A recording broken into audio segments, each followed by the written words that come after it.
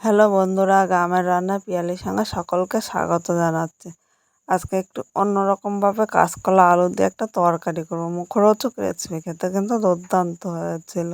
বাড়ির ছোট থেকে বড় সবাই কিন্তু এইভাবে করে দিলে খুব পছন্দ করে। তাহলে কীভাবে করলাম চলো দেখে নেওয়া যাক। এবার কাঁচকলার সামনে ও পেছনে এইভাবে আমি কেটে নিলাম। দেখো এইভাবে অল্প অল্প করে কেটে বাদ এখানে কাঁচকলাটা সরিয়ে একটা চপার নিয়ে নিয়েছি। এবার কাঁচকলার সামনে ও পেছনে এইভাবে আমি কেটে নিলাম। দেখো এইভাবে অল্প অল্প করে কেটে বাদ দিয়ে দেব।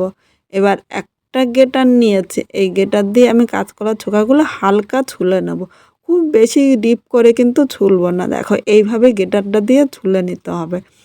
এই কাঁচকলাটা পরিষ্কার করে নেওয়া হয়ে গিয়েছে। এবার এই কাঁচকলাটা এই দেখো পাশে জল নিয়েছে, এর মধ্যে সামান্য একটু হলুদ দিয়ে দিয়েছি। এই জলের মধ্যে কাঁচকলাটা এইভাবে আমি ডুবিয়ে রাখবো, নাহলে কাঁচকলাটা কিন্তু কালো হয়ে যাবে। একইভাবে সবকটা কাঁচকলা আমি এইভাবেই পরিষ্কার করে নেব। বন্ধুরা এখানে সবকটা কাঁচকলা দেখো পরিষ্কার করে এইভাবে আমি জলের মধ্যে ভিজিয়ে রাখলাম। আর দেখো এইটুকু টাইমের মধ্যে জলটা কতটা কালো হয়েছে। কাঁচকলাটা এমনি থাকলে কিন্তু আরও কালো হয়ে যেত। এবার একটা আমি পাত্র নিয়ে নিলাম, এর মধ্যে আমি একটা গেটার নিয়েছি। আমি এই বড় গেটারটা নিয়েছি, ইচ্ছে করলে তোমরা ছোট গেটারটাও নিতে পারো। এবার আমি যে বড় ফাঁকা বা ছোট ফাঁকা তাতে কিন্তু কোনো অসুবিধা নেই, যে কোনো একটা পাশ দিয়ে তোমরা কাঁচকলাটা এইভাবে গেট করে নিতে পারো।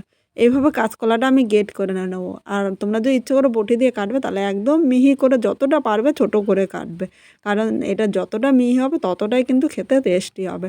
আর কাঁচকলার একদম মুখরোচক রেসিপি তোমাদের সাথে শেয়ার করছি, একদম নতুন ধরনের। এইভাবে রান্না করলে দারুণ লাগবে।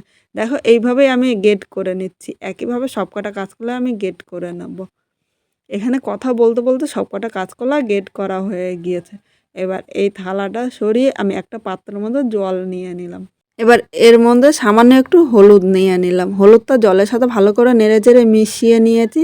এখন যে কাঁচকলাটা আমি গেট করে রেখেছিলাম এই কাঁচকলাটা এর মধ্যে আমি নিয়ে নিলাম। এইভাবে জলের মধ্যে হাত দিয়ে চটকিয়ে চটকিয়ে ভালো করে আমি জলের সাথে ভালো করে মিশিয়ে নেব। আর এইভাবে মিশিয়ে নিলে কাঁচকলার যে এমনি থাকলে একটা কালো হয়ে যেত, সেই কালো কষটা কিন্তু আর হবে না। এইভাবে হলুদ জলে ভিজিয়ে রাখলে কাঁচকলাটা কিন্তু কালোই হবে। অনেকেই বলতে পারেন যে কাঁচকলার আয়রনটা তো পুরো চলে যাবে বা কাঁচকলার পুষ্টিগুণ চলে যাবে, কিন্তু না, এইভাবে ভিজিয়ে রাখলে কাঁচকলা রান্না করলে তরকারিটা আমাদের কালো হবে। এইভাবে ভিজিয়ে রাখলে একটুও কালো হবে না। আর এই কালোটা থাকলে কাঁচকলাটা রান্না করার পর তরকারিটাও কিন্তু কালো হয়ে যাবে, তখন কিন্তু খেতে ভালো লাগবে না। এইভাবে 10 মিনিট কাঁচকলাটা আমি ভিজিয়ে রাখবো। এবার দেখো এখানে আমি একটা মাঝারি সাইজের আলু নিয়েছি। আলুটা এইভাবে আমি দেখো প্রথমে ছোট ছোট করে কেটে নেবো। কাঁচকলাটা যেহেতু একদম মিহি করে কেটেছি তাই আলুগুলো এরকম ছোট ছোট করেই কাটতে হবে। আলুগুলো কাটা হয়ে গিয়েছে। এবার আলুগুলো আমি জলের মধ্যে ভিজিয়ে রাখবো, নাহলে আলুটাও কিন্তু কালো হয়ে যাবে। এবার একটা মশলা তৈরি করে নেব। এখানে আমি একটা মিক্সচারে বাটি নিয়ে নিলাম, এর মধ্যে আদা নিয়েছি। অনেকে তো বলতে পারো যে কাঁচকলা আদার সম্পর্ক, তা কাঁচকলার সাথে তো আদা যায় না, কিন্তু কাঁচকলার সাথে আদা একটু দিলে খেতে ভালো লাগে। কারণ আমরা যখনই যার সাথে ঝামেলা হয় তখনই কিন্তু আমরা বলে থাকি যে কাঁচকলা আদার সম্পর্ক। এবার নিয়ে নিলাম 3টে কাঁচা লঙ্কা। পুরো রান্নাটাই কিন্তু কাঁচা লঙ্কায় করব। আর আমার মনে হয় কাঁচা লঙ্কা দিয়ে করলে খেতে বেশি ভালো লাগে। তোমরা ঝাল যেরকম খাবে সেই হিসাবে কিন্তু কাঁচা লঙ্কাটা নিয়ে নেবে। এর সাথে মাঝারি সাইজের একটা টমেটো কুচি নিয়েছি, একসাথে কিন্তু আমি মিক্স করে নেব। এবার 1 চামচের কম একটু মৌরি নিয়ে নিয়েছি। মৌরিটা দিলে কিন্তু একদম ঠাকুরবাড়ির মতো রান্না আসে, আর এর সেন্টটাও কিন্তু খুব ভালো লাগে। এর সাথে আমি নিয়ে নিলাম 1/2 চামচ জিরের গুঁড়ো। যতটা জিরের গুঁড়ো নিয়েছি তার হাফ নিলাম ধনিয়ার গুঁড়ো। জিরে ও ধনিয়ার গুঁড়োটা আগের থেকে বাড়িতে আমি গুঁড়ো করে রাখি, তার জন্য গুঁড়োটা নিলাম। আর তোমরা কিন্তু আস্তেও নিতে পারো। এবার সামান্য একটু জল নিয়ে নিলাম। এখন আমি এই মশলাটা পুরো মিক্স করে নিয়ে আসছি। মশলাটা মিক্স করে নিয়ে এসেছি। এবার একটা বাটির মধ্যে আমি ঢেলে নিলাম। দেখো মশলাটা কিন্তু একদম মিহি করে পেস্ট করে নিয়েছি। এদিকে আমি কাঁচকলাটা 3বার ধুয়ে একটা পাত্র মানে ঝাঁঝরির মধ্যে নিয়ে নিয়েছি। এবার ঝাঁঝরিটা মাঝখান দিয়ে একটু ফাঁকা করে দিলাম, তাহলে জলটা কিন্তু পুরো নিগড়িয়ে পড়ে যাবে। এবার আমি এইভাবে এটা রেখে দিলাম। এবার চলো মূল রান্নায় যাই। এখানে কড়াইটা বসিয়ে দিয়েছি। এবার এর মধ্যে আমি সর্ষের তেল নিলাম। প্রথমে তেলটা একটু গরম করে নেব। সবসময় চেষ্টা করি তোমাদের সাথে অল্প তেল মশলায় রান্না করতে। তেলটা এখানে গরম হয়ে গিয়েছে। এবার এই জায়গায় একটা শুকনো লঙ্কা ও একটা তেজপাতা নিয়ে নিলাম। এর সাথে আমি এলাচ ও দারচিনি দিয়েছি। এলাচটা দেওয়ার আগে ফাটিয়ে দেবে, নাহলে এলাচটা তেলে দিলে কিন্তু ফেটে গায়ে আসতে পারে। 1/2 চামচ জিরে সম্বাদ দিলাম। 1 সেকেন্ড আমি ভেজে নেব।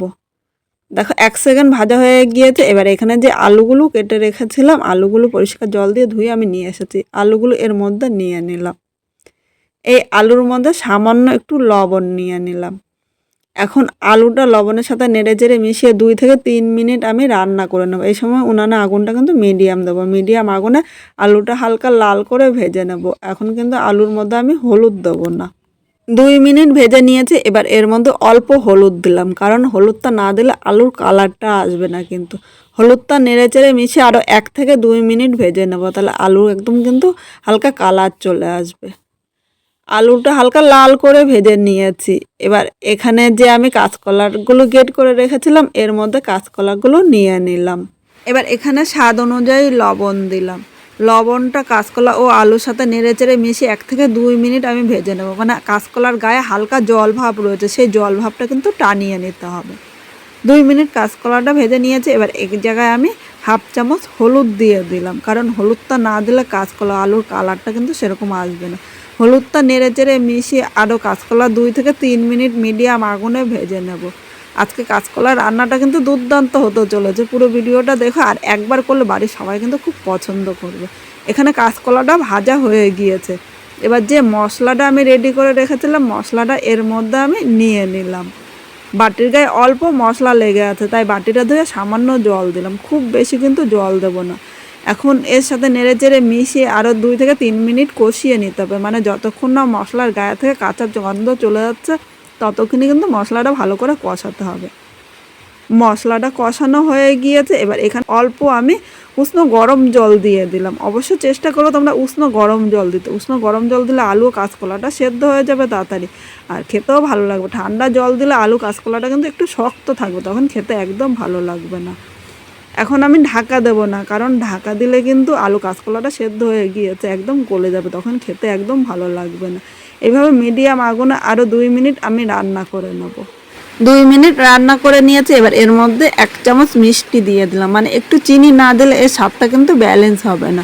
তোমরা যারা মিষ্টি পছন্দ করো না তারা একটু সামান্য দিয়ে দিও, কিন্তু একটু মিষ্টি না দিলে একটুও খেতে ভালো লাগবে না। আর আজকে কাঁচকলার রান্নাটা কিন্তু দুর্দান্ত হয়েছে। তোমরা গরম ভাত বা রুটি দিয়েও কিন্তু খেতে পারো। আমার কাছে রুটি দিয়ে কিন্তু দারুণ লাগে। কাঁচকলাটা 2 মিনিট রান্না করে নিয়েছি। এবার এখানে আমি একবার গরম মশলা সম্বার দিয়েছিলাম, তাই এখন কিন্তু গরম মশলা দেব না, কারণ গরম মশলা উগ্র গন্ধ, তখন খেতে ভালো লাগবে না। এই জায়গায় 1 চামচ আমি ঘি দিয়ে দিলাম। ঘিটা এর সাথে নেড়েচেড়ে মিশিয়ে নিলাম। আমার মনে হয় শেষে একটু ঘিয়ের গন্ধটাই কিন্তু খেতে এর মুখরোচকটা আরও বাড়িয়ে দেবে। এবার 1 মিনিট আমি স্ট্যান্ডিং টাইমে রেখে দিলাম। 1 মিনিট পর পাত্রের মধ্যে নামিয়ে নিলাম। আজকে আমি যেভাবে এই কাঁচকলাটা রান্না করলাম, তোমরা যদি সেইভাবে রান্না করো, অবশ্যই খেয়ে কীরকম লাগলো কমেন্ট করে জানাতে কিন্তু ভুলো না। নতুন কোনো বন্ধু আমার এই ভিডিওটি দেখতে আসলে ভালো লাগলে একটা লাইক, শেয়ার ও কমেন্ট করো, সাবস্ক্রাইব করে পাশে থাকো, যাতে নতুন নতুন ভিডিও আপলোড করলে সবার আগে নোটিফিকেশান আপনার কাছে পৌঁছিয়ে যায়।